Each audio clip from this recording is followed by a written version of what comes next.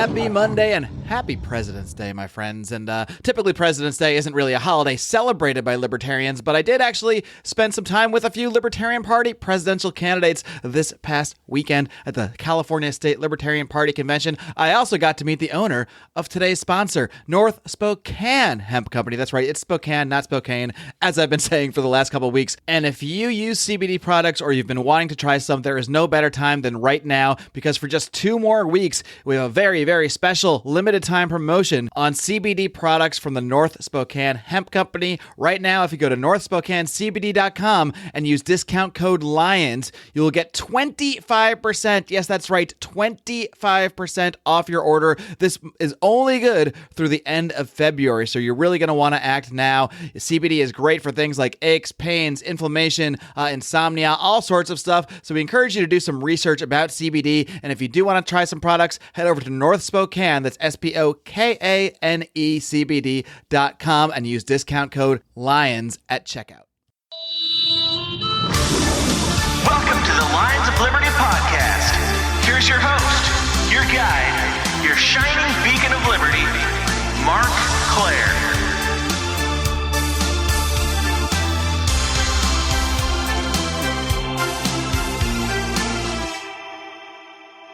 My guest today is a senior research fellow at the American Institute for Economic Research, better known as AIER. We had a very brief interview in person at last year's Pork Fest, and now he is getting the formal Lions of Liberty Marc Claire interview treatment. I'm very, very pleased to welcome Max Gulker. Max, are you ready to roar? You know, for a long time, I didn't think I was, and slowly but surely, I've become more and more ready. And I think today I am ready to roar. Excellent, excellent. Well, I usually start off my interviews asking people how they first got into the ideas of liberty, but that's actually going to be a bit of the subject that we're talking about throughout today. So first, I want to kind of get a little bit to know a little bit more about your pre-libertarian views. Where were you before you became a libertarian, and kind of how did you get to that point? Absolutely, and I think in terms of reaching new people, I have maybe a little bit of value add in the sense that I don't have a normal path, a stereotypical path, if you will, towards libertarianism that a lot of people have, where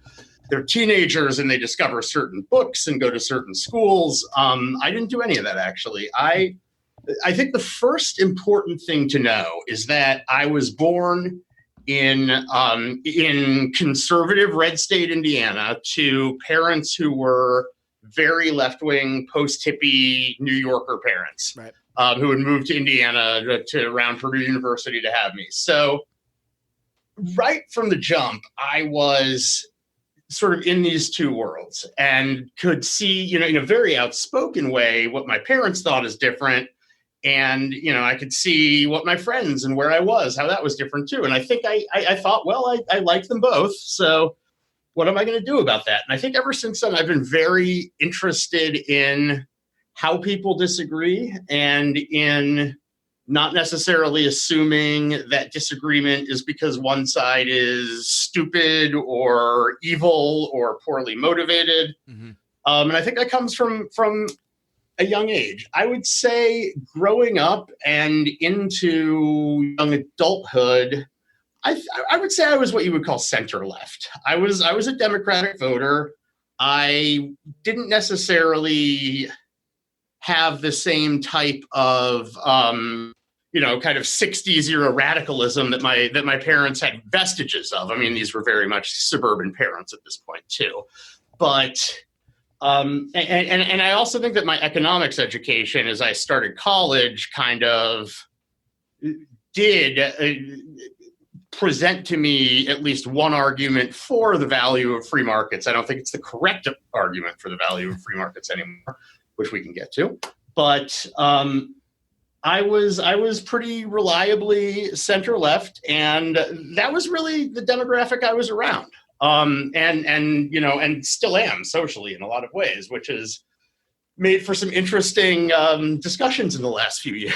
Just to further define that a little bit, because these terms are always evolving. What's center left? What's far left? Would you say you were just someone who aligned with Democrat views, or just kind of thought that the government had a role in certain things? So I would say that this is actually really important. Is I think people get moral compasses, and this is obviously an approximation of the way we think about morality, and I don't want to act like I'm an expert on that, but I think parents can instill moral compasses in children, and they're not necessarily to the exclusion of other things, but they can be different in terms of priorities than other people. And in terms of like rank and file left-wing folks that I was growing up with, the moral compass that I heard from them, at least, and that I think is theirs, is, how are these things going to affect the least fortunate among us? And I know that a lot of times we like to assume different motives than that. And of course, there's tribalism and there's feelings of superiority at play, and there's all sorts of things like there is with any type of politics. But at the same time, that's kind of the way I automatically learn to think. And I think people now do a double take if I say something like, I'm a libertarian because I want to help poor people or something like that. Right. But I really do think libertarians hated poor people. So right, exactly. They're shocked. And at the same time, if they're all universally shocked by it, it means we have to do something different, right, yeah. Whether or not we deserve to have to do something different. There's definitely a marketing problem. Yeah, exactly. And so and so I think I had that, but then I think I did have the sort of Indiana side of things that maybe moderated me a little bit. And so I think I was pretty much, I wasn't a super politically involved kid. Mm-hmm. I supported the Democrats. I think it's actually Martin Luther King Day today. And my dad was at that speech in Washington, D.C. that's very famous. And that part of it, some of that, I think, stuck with me throughout. But I would say that as I started taking more economics in college, I started pushing back against some of those ideas of big programs and do they really work? Although not enough. I think I was always honestly put off by the social conservatism that the Republican Party was putting out there. That was alternately, now it's immigrants, it was gays, it was abortion, it was, different things at different times that are kind of, the coalition on that side of the aisle. And so I think I identified as a Democrat primarily for that reason, even as increasingly I saw these bigger economic questions as things that their answers to weren't really any better. I didn't see anything great from the Republican Party on those either. But I think now is the time to get to my graduate education, which is I went to Stanford University, which if you're familiar with academic economics and you listen to this podcast, Stanford is like the George Mason of like normal economics. No, I'm just kidding.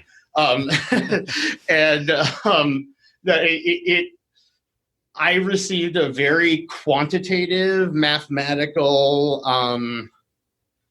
education in economics. And now it's funny, I'm around people who know a lot more about political theory, intellectual history, philosophy, and I just laughed to myself because we learned none of that in grad school. Oh, yeah. And I'm not here to talk about which way is better. I think honestly, if people were comfortable enough to combine them and to, and not worry about it, I think that would be wonderful. But all that to say, Paul Krugman had been at Stanford a couple of years before I got there.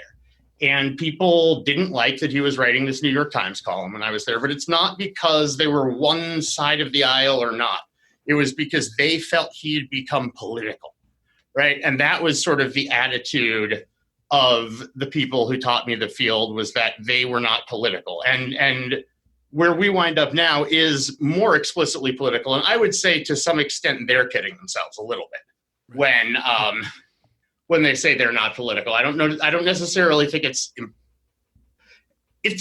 impossible to be fully not political. I mean, it's impossible to separate it fully, Exactly.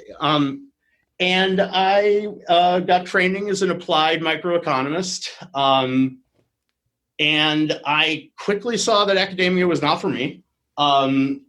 First of all, the hyper statistical mathematical kind of focus of it I thought I was good. I thought I was good at math before I got there. And then I found out what the difference between being like 99th percentile in math and like freakishly 99.999 percentile in math is.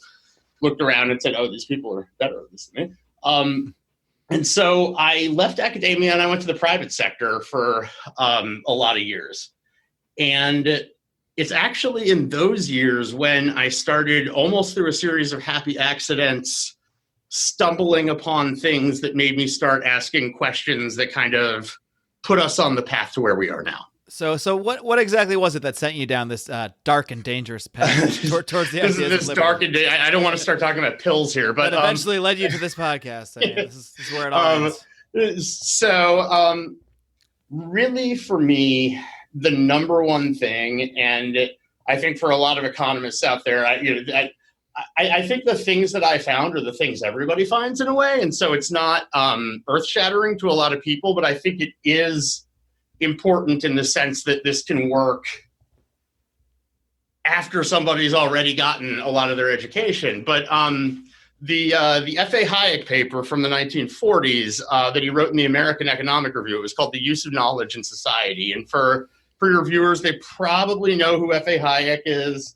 They probably understand that he is this person who liked free markets, who battled Keynes.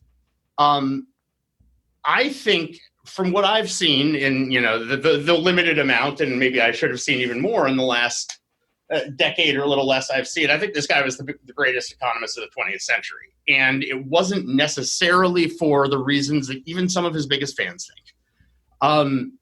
He saw the economy very intuitively, almost without even trying, as this dynamic network that was constantly evolving, that was complex, that had things that happened in it, which he called emergent order, which were structures that sort of arose from all these individuals making decisions that you would never kind of sit there and say, oh, that's what's going to happen if these million people do that, because our brains aren't equipped to do that.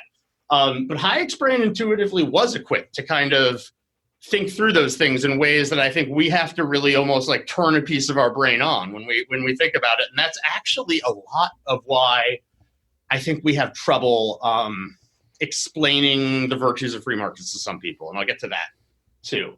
But at the same time, I was working in what's called economic consulting, which is I was working for lawyers basically in big litigation, and both sides will hire some famous economist, not me. I'm the guy working, behind them. To say, well, the economics says that we're clearly right in this case, and economics is a field where you can do that. And that's not ultimately the path I decided on, but I at some point during one of those cases, I stumbled upon that paper, and that was the closest thing I've ever had to like an aha moment where everything kind of changed. And let me just very quickly just give you the kernel of the idea that's in it, and we won't get deep into it, is I'll actually give it to you in terms of an example, which is that suppose the government said, well, we've got these unemployed people and we don't like that. And we've got a lot of them are chronically unemployed. Doesn't look like we're gonna be able to find them jobs. There's these boom and bust cycles that leads to even more unemployment. Why don't we just be in charge of finding everybody a job? So why don't in the center, from the top down, we're going to give everybody a job? It's not that hypothetical to at least a lot of the Democrats running for president. Well, I know. Well, I've written actually in both the Wall Street Journal and a self-published here kind of paper about the job guarantee. Of course, the job guarantee is optional. It's if you don't have a job, you can get one from the government, but that has all sorts of problems too. If anything, my example here is a tiny bit even more severe. It's sort of everybody. But the question we're thinking about is what would happen if the government, from the top down, decided where everybody was going to work, allocated all those resources, right? And, put yourself in the government shoes. And now, I want everybody to take a deep breath here, because this example does not involve the government being incompetent or evil. What? Okay, everybody calm down. And that's actually why it's a more damning critique in some ways, is because it's not a matter of getting the right people in there. So let's say the government puts together an office of only the most well-meaning, talented bureaucrats who are going to match everybody to a job, right? Now, they've got over 300 million people, or, I don't know how many are working age, but, hundreds of millions of people, hundreds of millions of jobs. So they're not really going to have much time to get to know you, right? And they're not really going to have much time to get to know the job and talk to your potential boss about what it might require. So practically speaking, the best they're going to do is they're going to ask for a resume. And, so you're going to give them like a one-page resume. And each job's going to give them like a one-page description of the job. And then they're going to match everybody. Think about where you would wind up. Only the best intentions, only the best, but think about where you would wind up. And I've never had a single person say to me, oh, I'd wind up much better off than I am now. Right. Right. I think for me, if they saw Stanford PhD and whatnot, I would be like writing one of those plans for Elizabeth Warren right now or something like that. Right. And that's exactly the point, is what are they missing in that example? Mm-hmm. They are missing the knowledge that each of us has about ourselves and the people immediately around us, the kind of local knowledge or dispersed knowledge.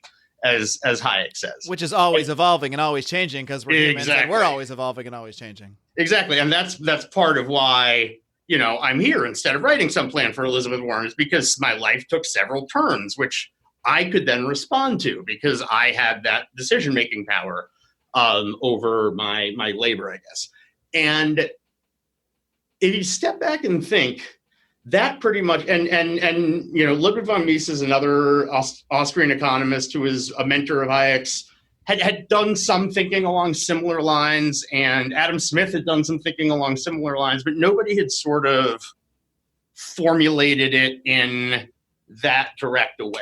And what he's saying basically is that some office of central planning, which is what a truly socialist economy needs, is necessarily going to be throwing away so much information that's on the ground about what people want, what they need, what they can do, who they can talk to, all of these things. In fact, some of it that you can't even codify and write down and sort of, hand up the ladder to the top. And so if you think about it almost from like a example of like a computer, right? They're going to be sitting there calculating out the outcomes with 90%, 99% of a blindfold on. Whereas a free market is the only way to basically use all of that information. Another way of saying it is that one of the properties of individual freedom that's very important that makes our economy go is we know who we can best cooperate with, right? Because we know ourselves and we know the people around us. Right? It's somebody who's assigning that is naturally going to make much worse decisions. And, a lot of people encounter that paper. That's a famous paper. It's, an important one for a lot of libertarians, I'd say. For whatever reason, that was the moment. Well, it was probably because it was about 2009. And I said I was a, center-left kind of Democrat voter. I didn't like President Bush. Still don't. And, this guy Obama got elected. And I said, oh, well, he seems like he's going to, bring like good governance and blah, blah, blah. And a year later, I'm sitting there looking at it. I mean, if you believe in the concept of government and believe in the ideas of, if we get the best people, then they can do the best things. Right. Obama certainly seems to check all the boxes of the best. Right. people. And that's kind of what I thought. Well, here we go. We finally got the right guy in here. And when I saw not only that it wasn't going well, but that it seemed to not be going well in the same ways, it just seemed like the Democrat and Republican parties had been flipped. That to me said, I think maybe because of my upbringing and because of the stuff I was starting to read, I was in a good position to, instead of saying, well, it's those damn Republicans' fault. Mm-hmm. I instead said, maybe it's not possible to be a good president, right? Maybe there aren't people that we could, pluck out of somewhere in the country who would do a good job in terms of addressing the sort of complex, large-scale social problems that we sit there saying we can't do this anymore, right.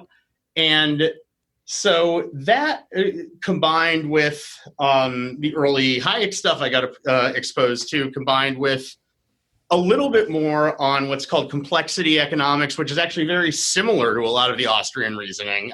It just is much more mathematical. All of those things together basically made me politically very disinterested. Right. It basically made me say, oh, we're not going to get anywhere with this. Right. But I never really considered the alternative. And so here's another important piece of perspective I have maybe for some of our listeners. And it's one I'm trying to impress on even some of my fellow academics in this space, is that my education at Stanford, my PhD education, had nothing to do with anything that quote unquote free market economists or the economists you study or the work really we do at AIER had almost nothing to do with each other. Right. And I don't think we heard the name Hayek once in 5 years. Mm-hmm. I knew who he was. I don't think I'd ever heard the name Ludwig von Mises. I don't think I knew who he was. I think the first time I heard that name was, I think, around like 2012. I dated a girl who was into all this stuff for a little while, and I think that was like honestly my first exposure. I have like hundreds of listeners right now saying, "Wait, what's this girl's name?" There's a girl that's yeah. We're gonna move past that. Where is this unicorn? No, I don't. Yeah, I don't think it. No, I think for everyone's sake, you should keep her identity a secret. Anyway, so from there. So all that to say, we're speaking sort of a different language. And I think that, well, let me just fast forward a little bit and just complete the like how I got here thing, sure. Which is that I was in New York doing this consulting for many years. I started working on financial litigation around 2008, 2009. That was a pretty interesting time to do that. Got to see some front row seats to some of the more, the eye-opening events that took place. That wasn't really the part of economics that I liked. I'm much more interested in technology and markets and competition. And so I ended up doing a similar job with a different firm that was more geared towards antitrust and specifically a lot of tech antitrust.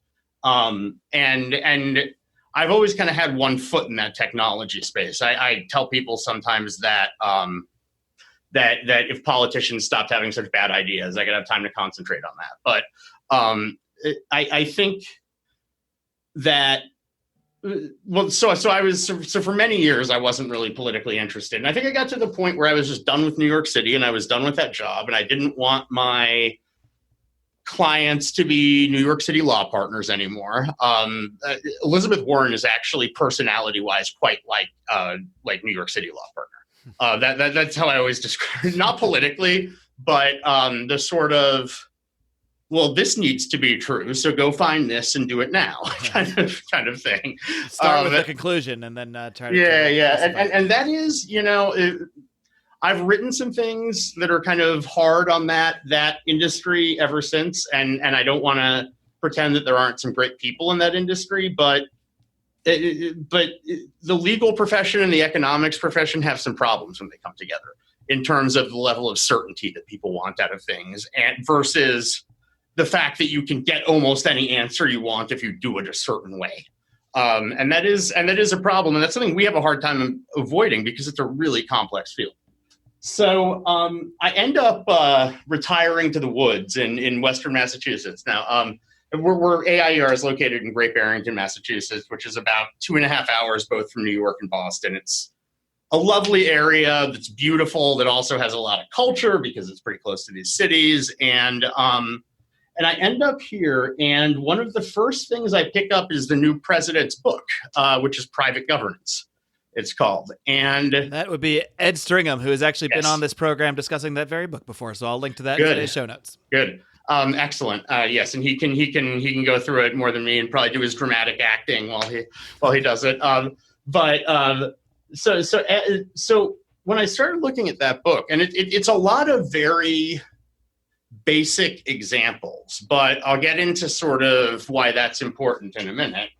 I started thinking to myself, okay, we can have, right, the lack of government, anarchy, libertarianism taken to its extreme, whatever, isn't necessarily only a subtractive phenomenon. It isn't only removing the government. It's at least as an economist for me, I'm very interested in what comes in at that point, right?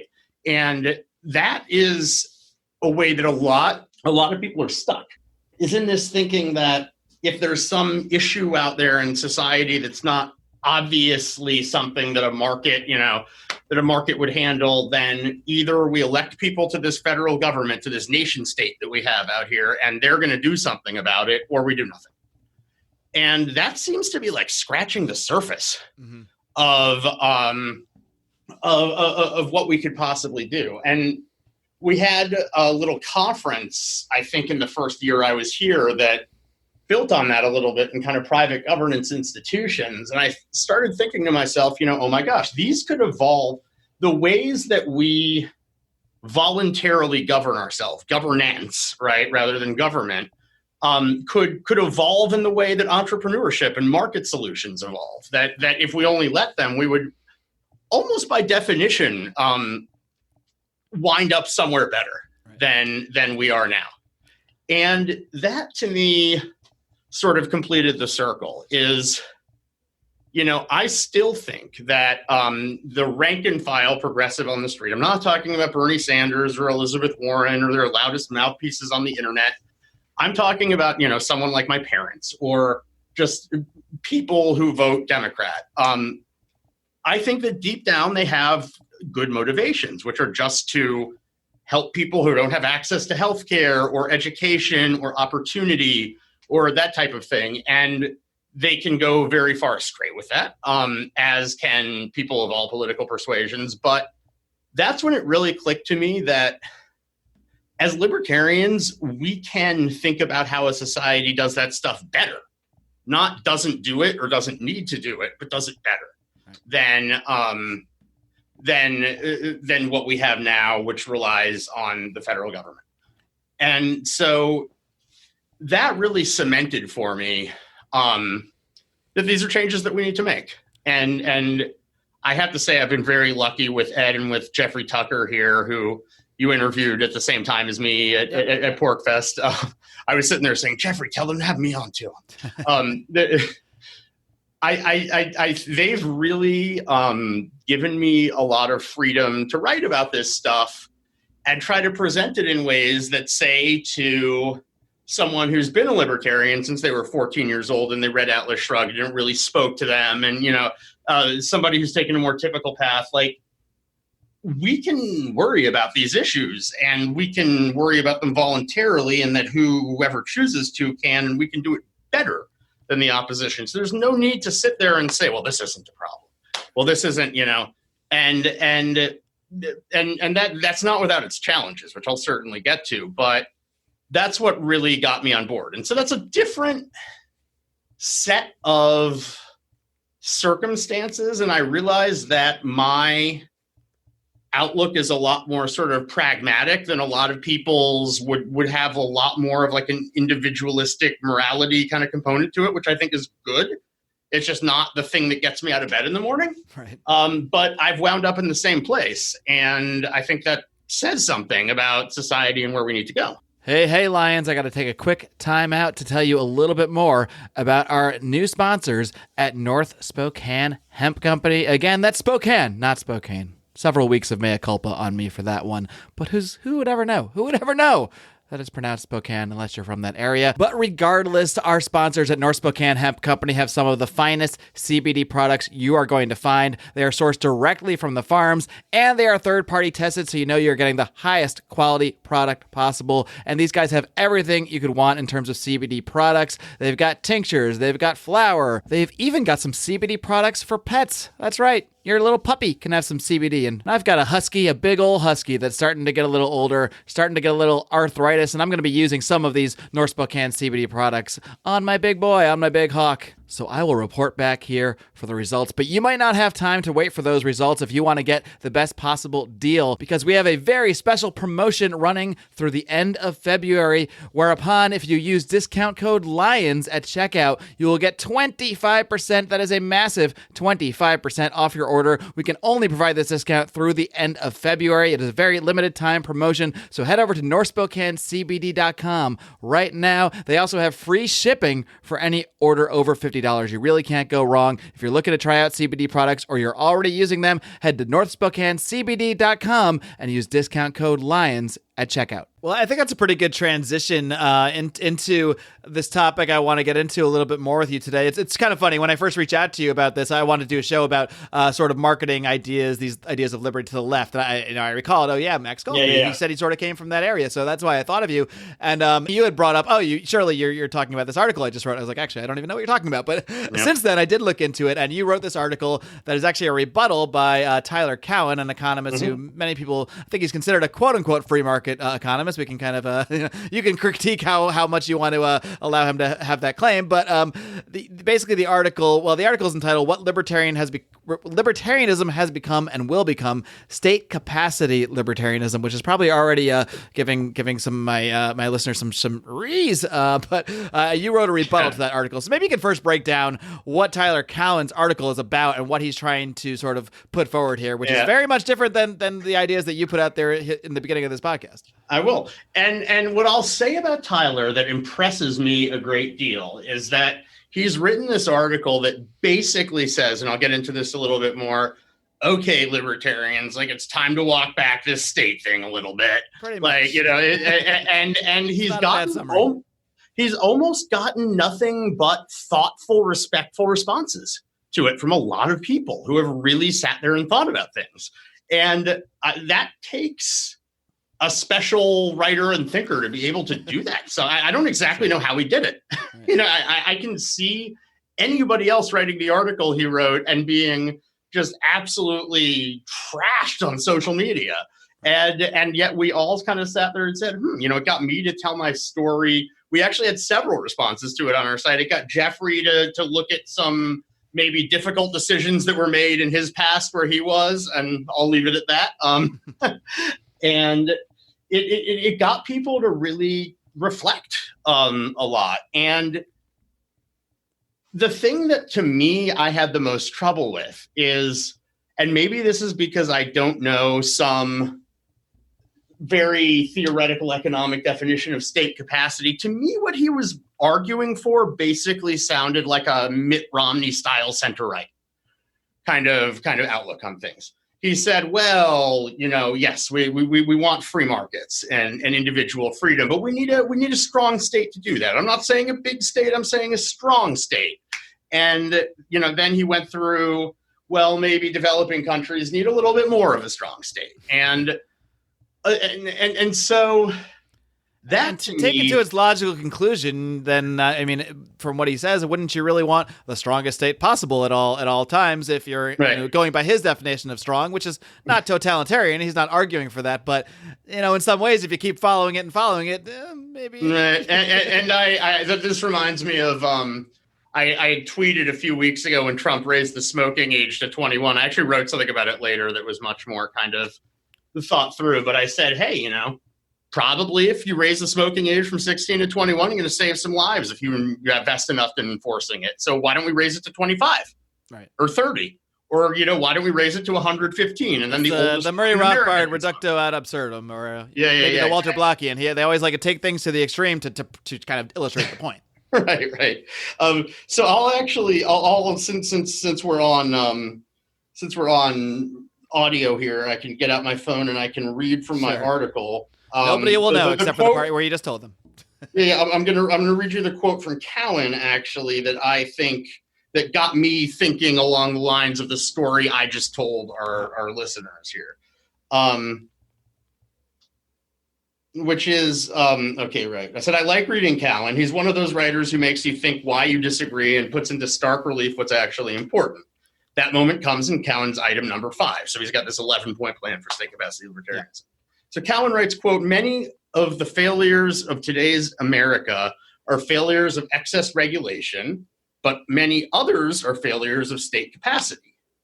Our governments cannot address climate change, much improve K through 12 education, fix traffic congestion, or improve the quality of their discretionary spending. And I apologize right now to any listeners whose eyes are literally rolling outside of their head at the moment. Mm-hmm.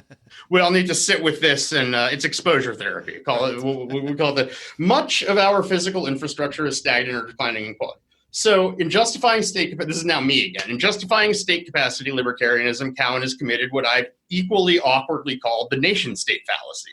Under this belief, taken for granted by even many libertarians, society-level issues are either for the government to address or not to be addressed at all. I think what you're, just to interrupt for a second, I think what you're saying there is something we often encounter, especially when talking to people from the left, but even from the right. I mean, I think this is a general thing about the population where if you don't want something addressed by the government, you don't care about it at all. And you think it's just, the problem should just exist. You know, that's basically the general consensus of anybody who's not a libertarian for the most part. Right. And I take it one step further, and so Jeffrey Tucker is my boss, and he's a great mentor, and I love him to death. And I will tease him sometimes when he writes articles about plastic straws are great because, the left wants to ban plastic straws. So plastic straws are great. Here's why plastic straws are great.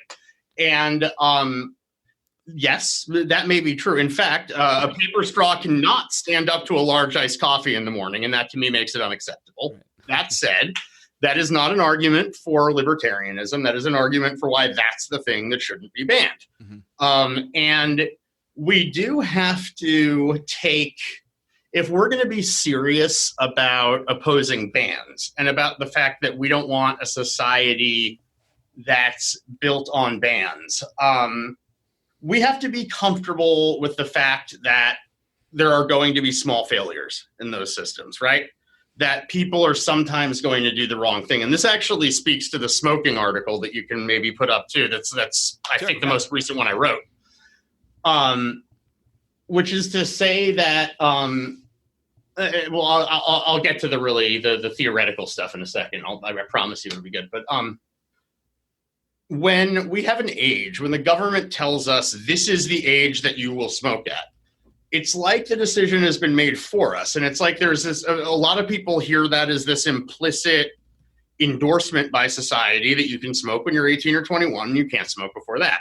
And so when we think about what if there was no smoking age at all, I think a lot of people first go right to, well, that's the government saying everybody should smoke, right? That's an endorsement of a 6-year-old going and buying a pack of Newports, right? And that's not true.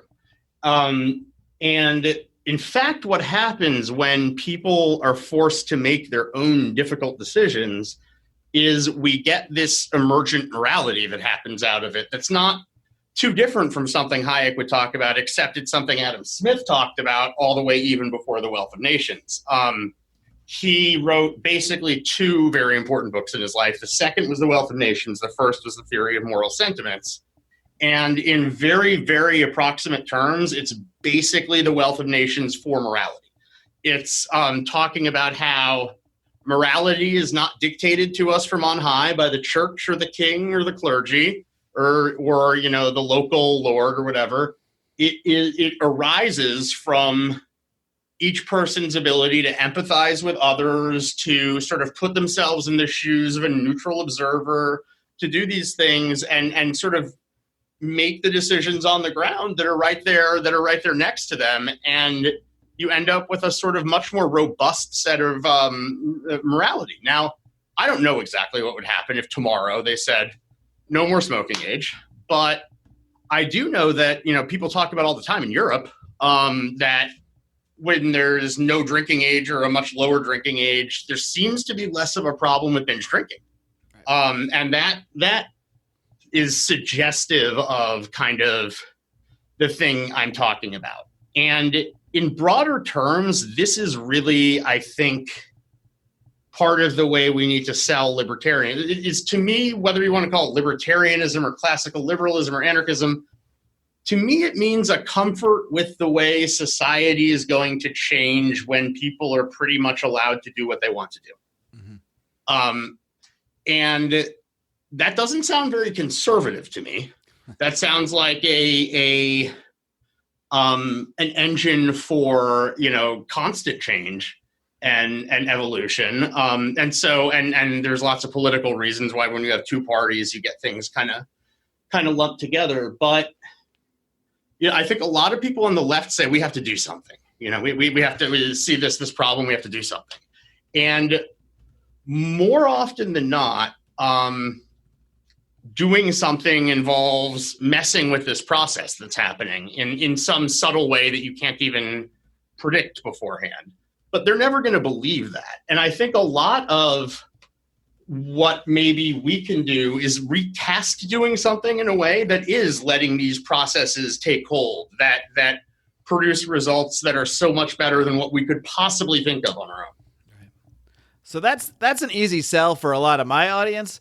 Right. And then I think the challenge, which you're well aware of, is how do you take these ideas that we find so logical and so rational and then sell them to people coming from that other perspective, coming from the left where you did come from. Oh my gosh. That's the real leap. And that's the, maybe the answer to that. How you got there, but how you got there, might not necessarily work for everybody either. So, I will say personally, I'm not a fan of Trump. I will not be voting for him. I will not be telling other people to vote for him, but doing that would definitely turn them off. If we get like an Elizabeth Warren versus Trump election, I'm worried I'm going to lose friends.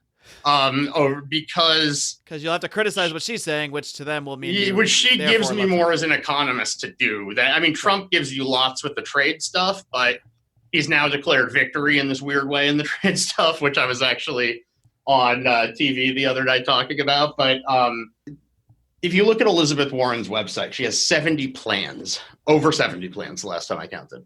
Okay, and this is Elizabeth's plans for everything, right? Plans, wow.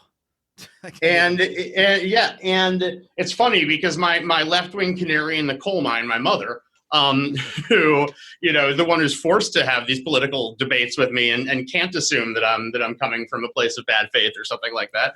I think what you mentioned right there is sometimes the biggest leap to get over is there seems to be a presumption that because you don't agree with these state solutions that people put forward, that therefore you don't care about the topic and therefore you are heartless and therefore anything you say next must come from a bad place. Exactly. I think a lot of us respond to that. And it's funny, even me coming from kind of a slightly different place, like when I get on Twitter and people piss me off with that kind of stuff, it's very easy to respond with like, what's up? Like, I don't care. Get out of here, statist. Or and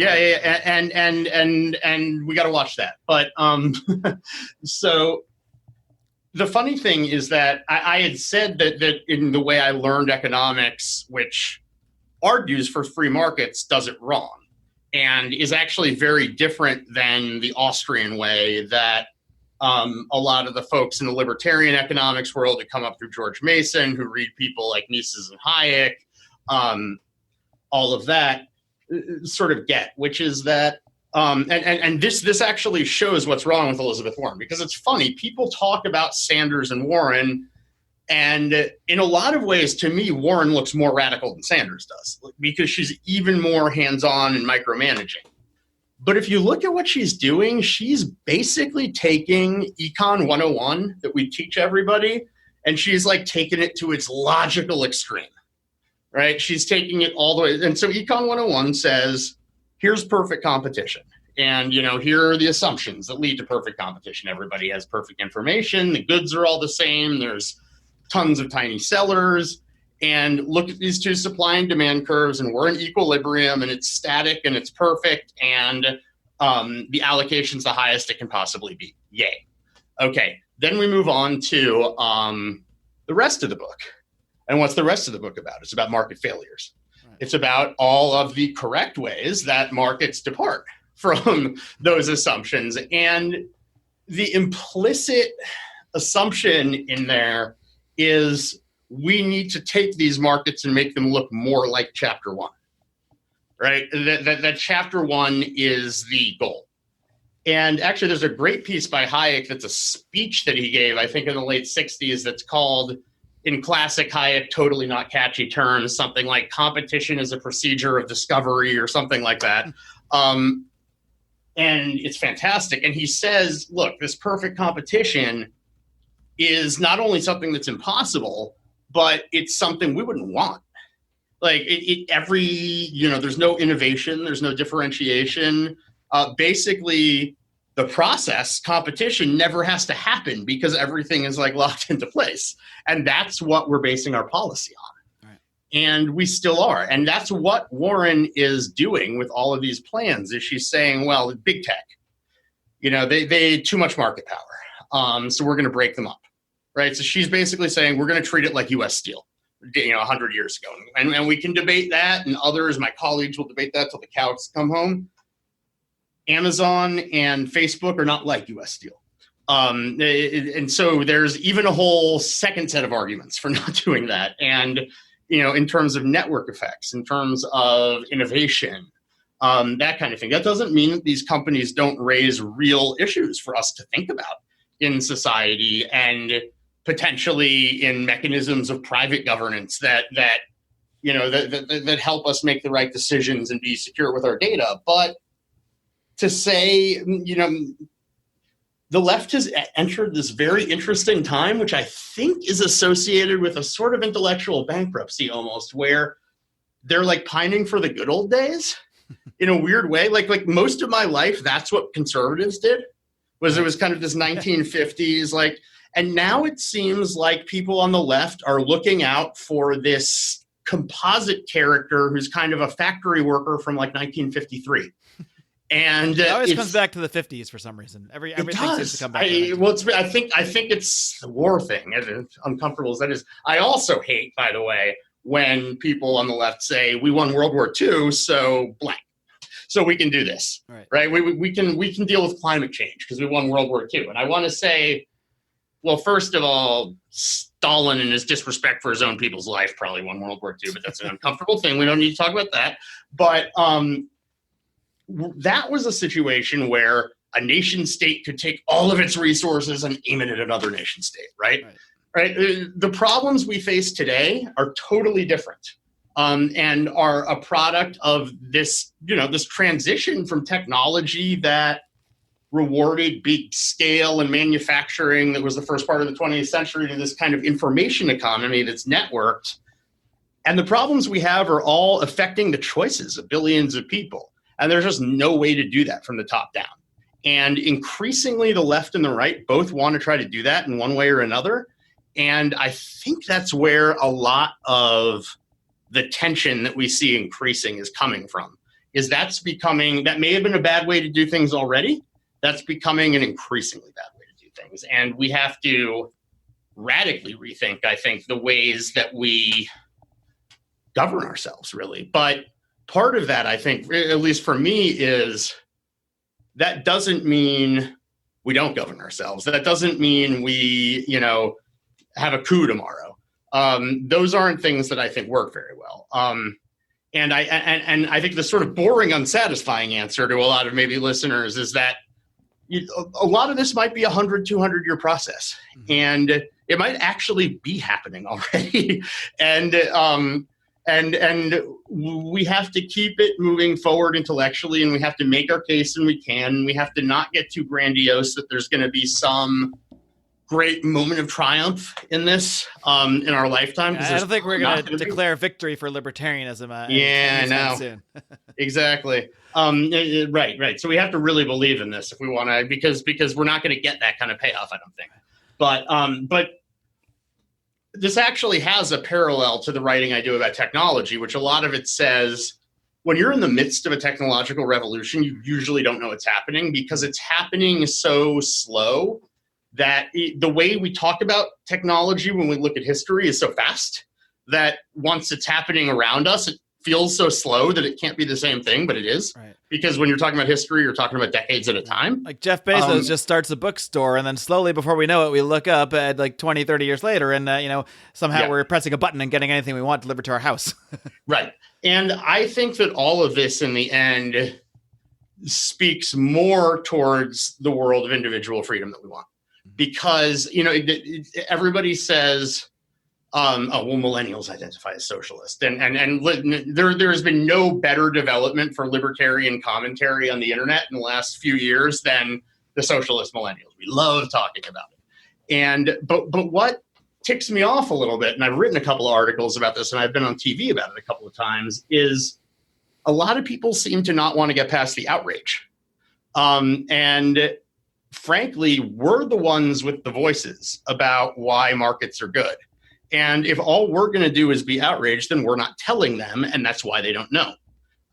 So it really does have to do with, but what I think is that this generation has more intuitive comfort with the idea of a bottom-up network than anybody has in history, in just the way that they communicate and the way that they use technology. So I think they have some of this framework. And a lot of it is, I think, first of all, being able to portray it as a source of change rather than a source of the status quo. It's amazing how many people think that libertarians want the status quo. Right. Yeah. And it's a complete misreading. And a lot of it has to do with that difference between free markets that are, information learning evolutionary processes, which is sort of the Austrian way that's not ascendant right now, and then the standard Econ 101 way. I think many libertarians often make the mistake of, not that they believe this, but acting this way in conversations where we'll argue against the government program, argue it should go away, but fail to sort of present the positive end of that. And then that makes people think, well, you just want the status quo of the problem, whatever that problem is without the government. We need to find a way to present the positive vision. We get stuck, especially right now, playing defense against the left a lot. And it is easy to do that. I will fully admit I do that plenty too. You can, see the stuff I've written about the job guarantee or the, sometimes you get these enormous policies and you're like, okay, this writes itself. But we have to, but the problem we face, the challenge we face is that people, and I get this from my friends on the left who are, really good about reading my stuff a lot, is they'll say, well, what's your solution? And how much time do you have? Well, that's the really hard part, because it's not a sound. If we knew the solution, if we knew what the ultimate solution looks like in a way they want to be able to picture something, we could just do it, right? The solutions that when we say market solutions and get government out of the way, we're not actually saying nothing. We're saying that society is going to evolve these structures that handle these things much better, that take account of the information much better. And sometimes it's very hard to describe to somebody who's stuck in a mindset of what's this going to look like. The answer is X, Y, and Z. It's very hard to sell. So I don't know. It's very hard to sell. I don't know. Yes. Ultimately as an answer, but that obviously we need to put things a little bit better. But in many ways, that is the answer. With the market, I joke that a lot of both my policy and technology writing sort of comes down to like fun ways of saying I don't know. Right. I was giving this talk in Texas and a couple of places about technology, and it was all basically about how we don't know what's going to happen. And all these people would raise their hands at the end and they would say, oh, well, that's so great. That was so interesting. Anyway, what's going to happen? And it was like they hadn't heard the entire thing. Right. Well, Max, I really do appreciate you coming on and sharing your story today. I think we can kind of learn a lot about it, not only from your path, but sort of your perspective on things, especially through the prism of your rebuttal of Tyler Cowen's article. So I definitely post that in today's show notes. I also want to end with just a brief little challenge, something we already said that would be really hard to do, but that's why it's called a challenge. I just want to visualize here. You find yourself sharing an elevator with someone. Perhaps it's an Elizabeth Warren supporter, just to make it easier. Maybe they're wearing a Elizabeth Warren T-shirt, and but they're for some reason they're open-minded to hear your view, and you got maybe 90 seconds, as long as it takes to get down to the bottom, to at least get them to open their mind about the ideas of free markets as a solution. I'll do it even faster because sometimes you can get a little slogan that's kind of cheap, but it does open people's mind. I'll say that if you look at those problems out there, they're all really complicated problems and they all involve tons of moving parts. Do you think it's a better idea to solve those problems by evolution or by intelligent design? Done. Ooh, you can turn the religious argument right back on. Right. I actually wrote something about that too. But I do think that kind of evolutionary force in thinking and stuff is stuff the left is predisposed to like. Like when I first said that to my mom, she was pissed at me because it was like it was tough for her to contend with. Right. That's something I would say. Why are you using it on me? Yeah. Exactly. So I think that those sorts of things, and presenting it as a force for change is a way to get a hold of people. And I'll just end by saying that I can envision a circumstance, and I'm not rooting for anybody in this election. I mean, this election shows what the problems are. But, if we see, I think there's a good chance the far left is going to sputter in the primaries, because I think that they look very important on the internet, but we don't know. And I think if you get that, and then you get kind of a bland, uninspiring centrist Democratic candidate lose to Trump, I think that moment is maybe a once-in-a-lifetime opportunity to reach some people, not the whole left by any means, but some people, some more free-thinking people on the left, maybe like me, who maybe stop at that moment and say to themselves, this isn't working. Right. All right, this has been rejected now. Can you listen to me for 5 minutes while Orange Cheeto goes at it for another 4 years? Exactly. We might get 5 minutes of their time. Right. All right, Max. Well, again, I really appreciate your time. Before I let you go, I want you to take a minute to just let everybody know maybe a little bit more about what you're doing over at AIER, and feel free to plug away on anything you got going, anything else you got going on, any projects you got in the works. The floor is yours. Yes. Oh my goodness. In the last couple of years, AIER has been sort of recharged.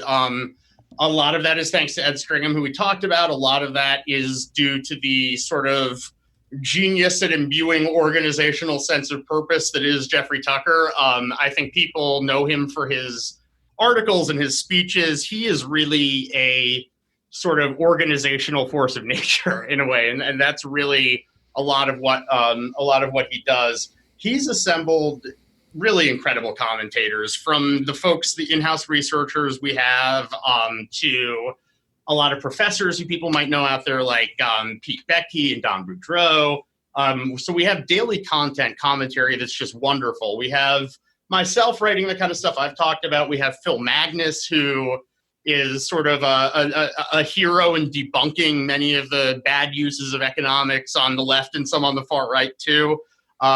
Definitely check his stuff out. Peter Earle, who writes a lot about technology also.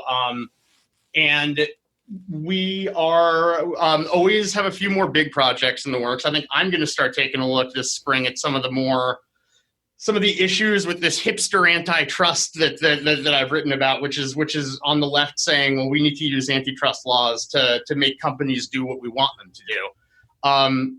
We have a ton of programs of internship and if you're a graduate student in economics, programs. Go to our site, AIER.org.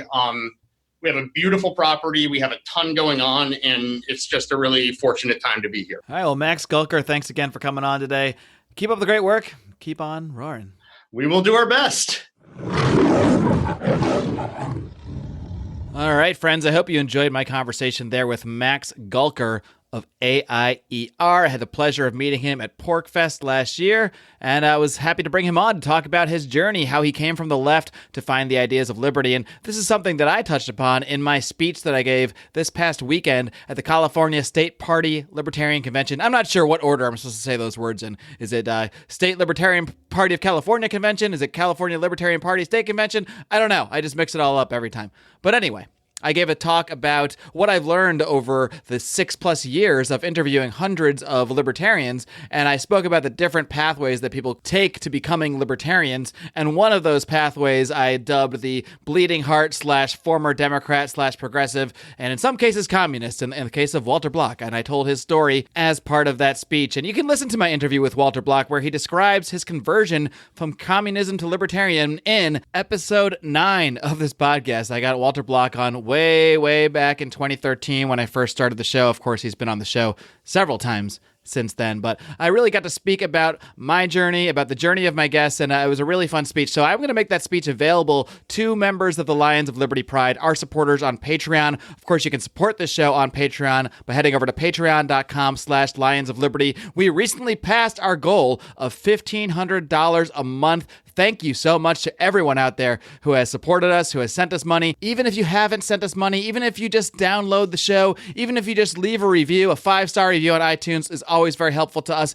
Even if you're just a casual listener, every single one of you has helped us along the way, has helped us get there, because without listeners, we wouldn't have continued doing this for so long. We wouldn't have put all the effort into expanding this program and continuing to provide the coverage of the libertarian community that we attempt to provide here at Lions of Liberty. So again, if you do want to help support us in this mission, in this journey, please do head over to patreon.com/Lions of Liberty, where we have all sorts of bonus content to reward you with and all sorts of pledge levels, including the recently filled up $100 a month pledge level, where listeners will get an ad on the show each and every week. And again, that spot is totally filled up. We only have 3 of those to offer at any given time, so you're going to have to wait if you want one of them right now, but you can certainly pledge at any of our other levels. Starting at $5 a month, you do get access to all of our bonus content. You can even join for as little as $2 a month, become a Lion Cub, just get access to the secret Facebook group and some of our live streams if you just want to dip your toe in the water. But I assure you, you will not be disappointed. We have a ton of bonus content, including from the California State Libertarian Party Convention this weekend.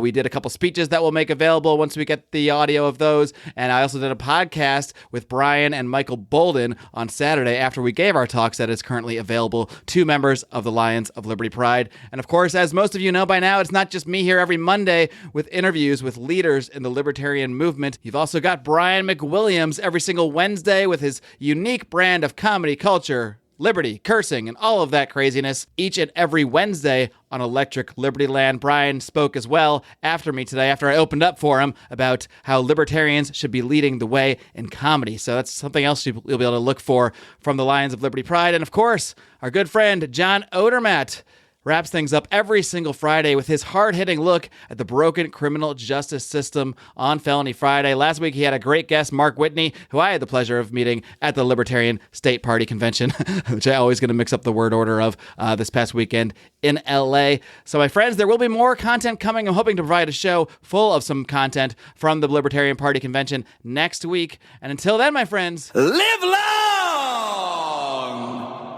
and live free.